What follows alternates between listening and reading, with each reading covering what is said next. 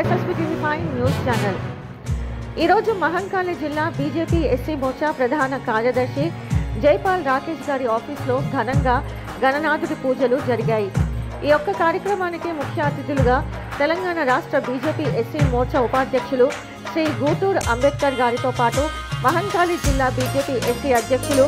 yes రాజు గారు, తెలంగాణ రాష్ట్ర OBC Morcha కార్యవర్గ సభ్యులు శ్రీ రాయల్ కుమార్ గారు, శ్రీ ప్రేమ్ కుమార్ గారు, బీజేపీ 1వ వార్డ్ అధ్యక్షులు శ్రీ భట్టు శంకర్ గారు, బీజేపీ ప్రధాన కార్యదర్శి 1వ వార్డు సంతోష్ గారు, కంటోన్మెంట్ నియోజకవర్గం సమావేశకర్త శ్రీ వాష్వాని దినేష్ గారు,